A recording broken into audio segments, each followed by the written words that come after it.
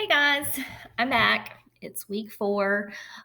This week we're going to hop back into our unit, the Fairy Tales on Trial unit. We're going to try to finish up the vocabulary today so that the next couple of weeks we can look at some fairy tales and see what crimes were committed and what we should charge those characters with. So before we do that, I have the vocabulary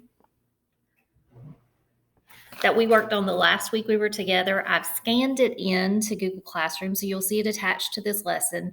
Remember, we highlighted all of the terms that were crimes, and we put stars beside the names of all the words that were people of the court.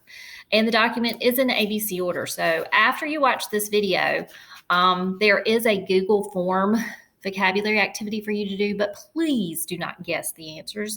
Use that document to go back and look for the answers so that it helps you learn the vocabulary. But I did want to clear up and make sure you understood the difference in two categories of crimes. The first of them is the categories of theft, which is also called larceny. That's the fancy word for stealing things. And of course, there are misdemeanors, which are less serious examples of theft, and then there are felonies. So let's look at the categories that fall under theft and larceny. The first is shoplifting, and shoplifting is usually a misdemeanor. And with shoplifting, the key is for you to know that the store is open. You could pay for your things, but the person who steals chooses to take them without paying. They lift them from the shop. Usually the items that are stolen are inexpensive. Expensive items are not considered shoplifting. So inexpensive items that are taken from a store while it's open, the person who does that would be charged with shoplifting. The next category is petty theft versus grand theft. In South Carolina, if you steal something that is valued at less than $2,000, then the charge is petty theft. If a person steals something valued at greater than $2,000, it is grand theft. So you see the two pictures.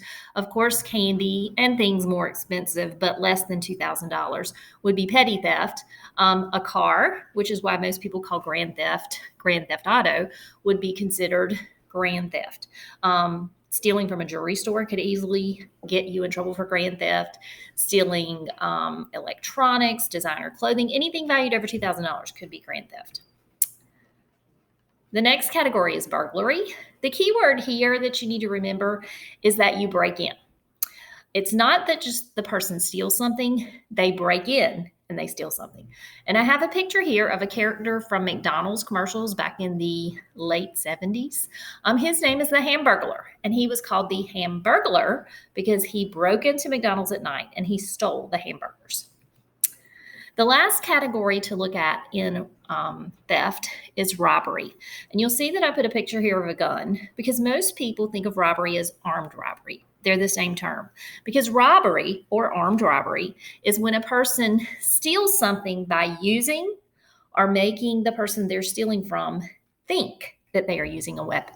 So if someone either has a weapon or they pretend to have a weapon when they rob someone, then they are charged with robbery or armed robbery. And this is the most serious level of theft.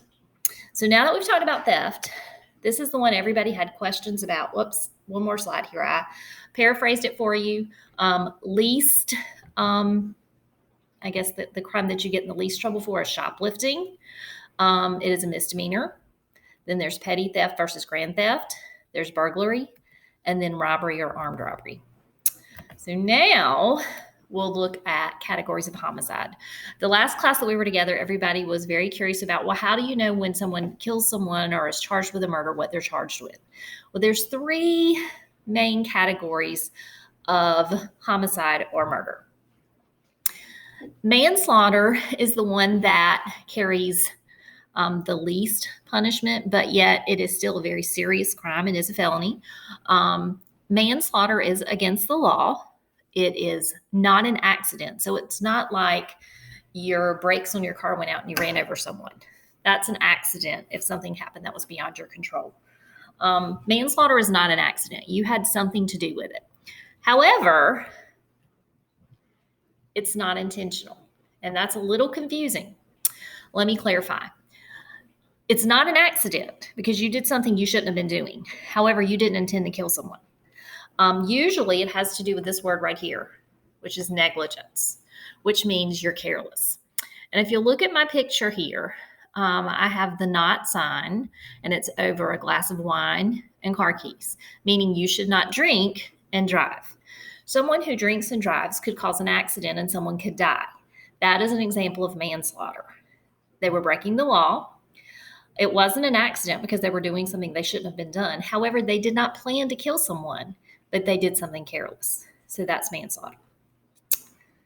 The next level, which is more serious, is second-degree murder. Of course, it is also against the law. The key word here is that this murder is done with malice.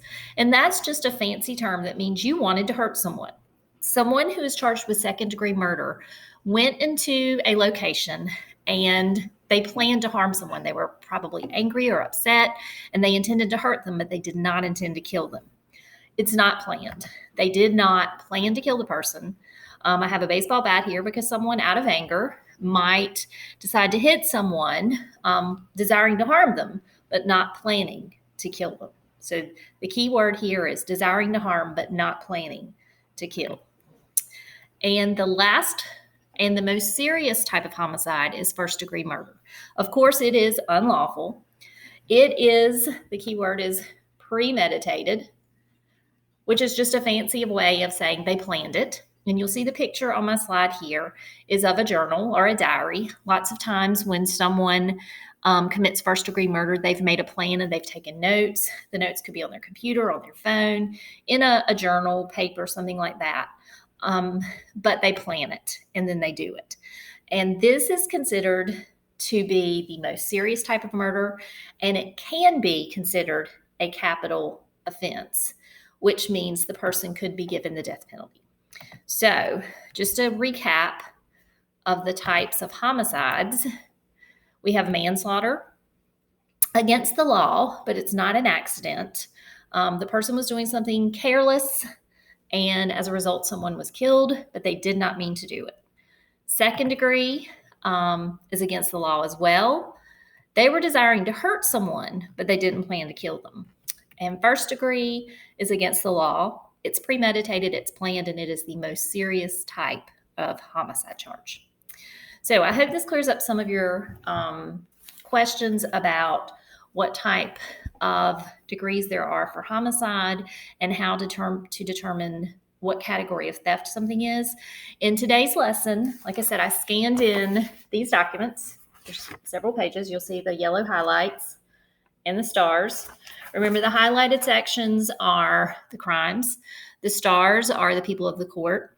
The questions that are in the Google, it's like a little quiz, is the questions are multiple choice, but you need to use that document because we have not gone over the vocabulary and done a lot in class with it yet for you to know it comfortably. So this is a way for you to learn it. So use that document to complete that Google form. And then when you're finished, I have also attached brain teasers. You can submit your answers to those as well. Have a great day. Bye.